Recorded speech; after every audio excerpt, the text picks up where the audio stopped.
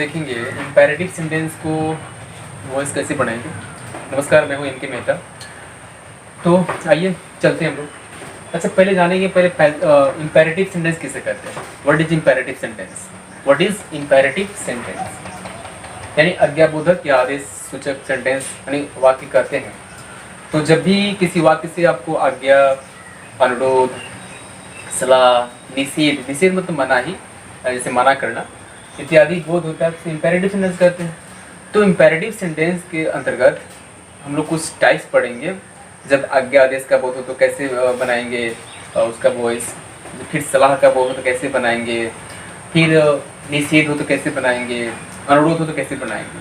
तो type first में पढ़ेंगे, आइए देखते हैं इसके बाद हम लोग। तो हम लोग इम्पेरेटिव सेंटेंस में जो टाइप फर्स्ट है ये देखेंगे कि जब इम्पेरेटिव सेंटेंस में आज्ञा आदेश का बोध हो और तो इस रूप में स्ट्रक्चर रहेंगे। एक्टिव रहेगा, पहले क्रिया का फर्स्ट फॉर्म होगा, उसके बाद ऑब्जेक्ट होगा, है ना। तो ऑब्जेक्ट होगा तो कैसे बनाएंगे पैसिव, और ऑब्जेक्ट नहीं होगा तो पैसिव कैसे बनाएंगे। तो देखते हैं पहले ऑब्जेक्ट अगर है तो पैसिव कैसे बनता है। यानी ऑब्जेक्ट ये है, सेंटेंस लेते हैं, open the door, open the door, दरवाजा खोलो। यानी अच्छा, किसी भी सेंटेंस में ऑब्जेक्ट पता करना है तो क्या लगा दीजिए, क्या लगा प्रश्न कीजिए, ओपन द डोर, दरवाजा खोलो, क्या खोलो, तो जवाब मिलेगा डोर। इसका मतलब इसमें ऑब्जेक्ट है। तो जब क्रिया के बाद ऑब्जेक्ट हो, डायरेक्ट क्रिया उसके बाद ऑब्जेक्ट हो, तो उसका पैसिव बनता है लेट। पहले आएंगे लेट, तो आपको बनाना लेट, उसके बाद ऑब्जेक्ट कह रहा है डोर, क्या खोलो, दरवाजा खोलो, तो late the door be opened, that is clear। इसके बाद हम लोग आगे देखते हैं। अगर सेंटेंस में क्रिया के बाद अगर ऑब्जेक्ट नहीं हो, अदर वर्ड आता है, जैसे उसमें था हम लोग अभी देखें जस्ट कि क्रिया के बाद ऑब्जेक्ट, उसके बाद अदर वर्ड हो। इसमें अगर ऑब्जेक्ट नहीं हो तो आपको बनाना यू आर ऑर्डर टू या यू आर एडवाइज टू लगा सकते हैं। जैसे देते हैं गो देयर, या खाली गो भी बोल सकता है ना, कम हियर। इसमें ऑब्जेक्ट नहीं है, गो देयर कहाँ जाओ, यानी क्या का जवाब नहीं मिल पा रहा, ऑब्जेक्ट नहीं है। तो इन प्रकार के सेंटेंसेस में आज्ञा आदेश तो बोध हो रहा है लेकिन ऑब्जेक्ट नहीं है।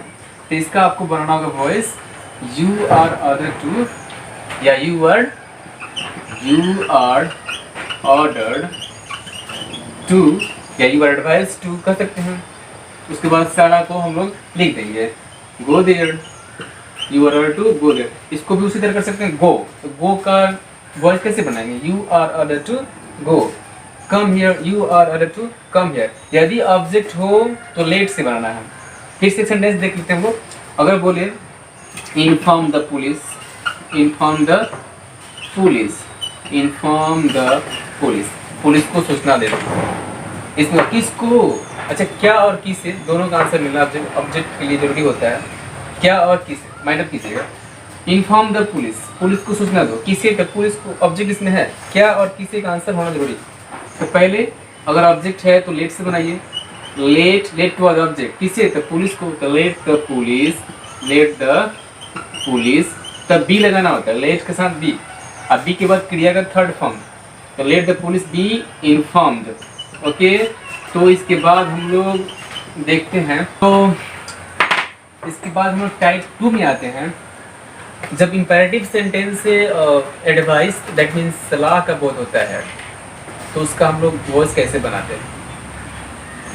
यहाँ पे लिखा हुआ जब इम्पेरेटिव सेंटेंस से सलाह का बोध होता है, जैसे एक सेंटेंस देखते हैं, यहाँ पे लिखा है लव योर कंट्री। इसका मतलब हुआ कि अपने देश से प्यार करो। इसमें कुछ सलाह का बोध हो रहा है।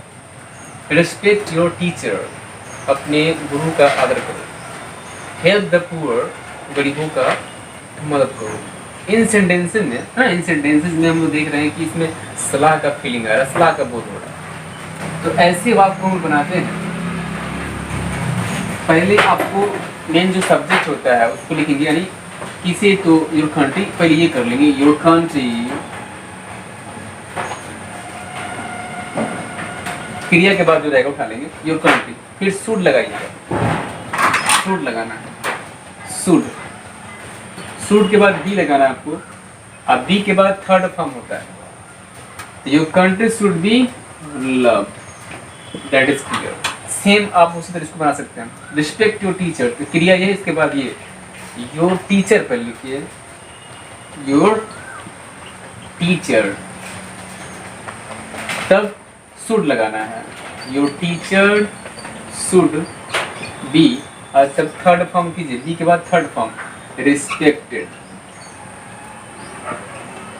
ओके, लास्ट सेंटेंस इसका है हेल्प द पुअर, गरीबों की मदद करें, तो उसका इम्पेरेटिव, ये इम्पेरेटिव जो है इसका वॉइस कैसे बना देखते हैं।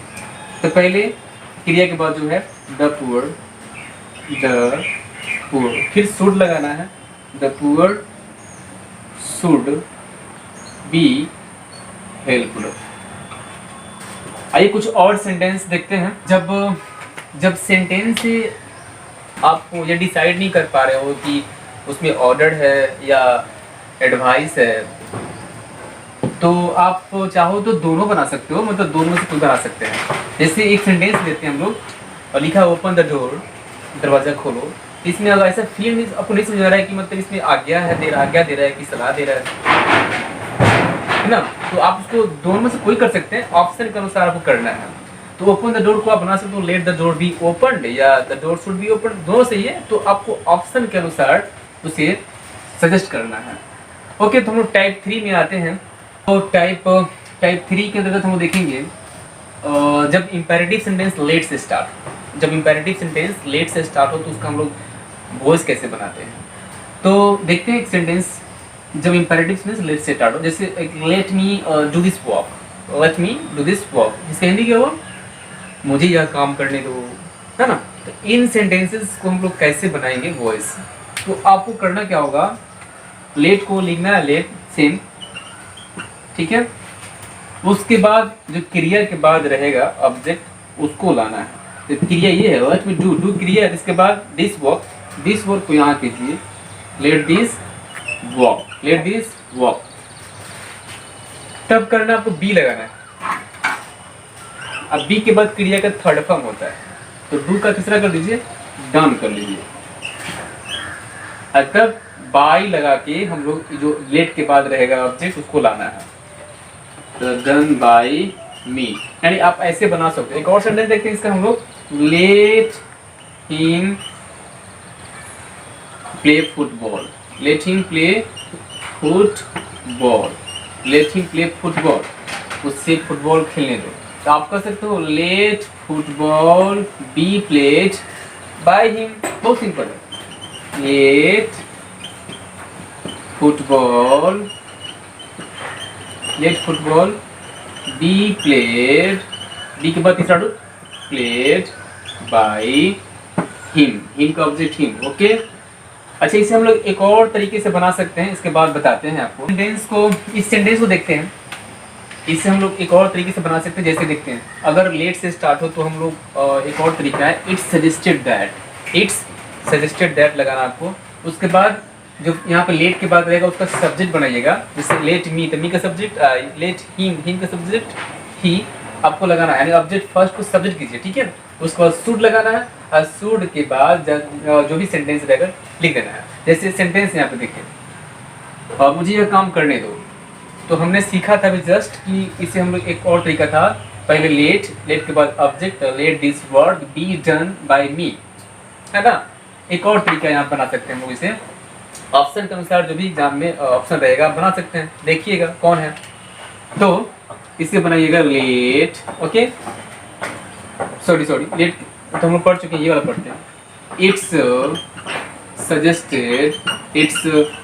सजेस्टेड दैट, और दैट के बाद देखिए क्या करना है, ऑब्जेक्ट फर्स्ट का सब्जेक्ट, तो मी का सब्जेक्ट क्या होता है, आई, इट्स सजेस्टेड दैट आई के बाद शुड लगाइए, आई शुड, उसके बाद सारा सेंटेंस को छाप देंगे, I should do this walk, इसके बाद हम लोग टाइप 4 में आएंगे। हम लोग देखते हैं इसके बाद कुछ टाइप 4 का अंदर देखते हैं, मतलब passive of prepositions with object, यानी कुछ जो होते हैं जो वर्ब होते हैं उसके बाद फिक्स प्रेपोजिशन आते हैं, उसमें आपको बाई लगाना नहीं होता है।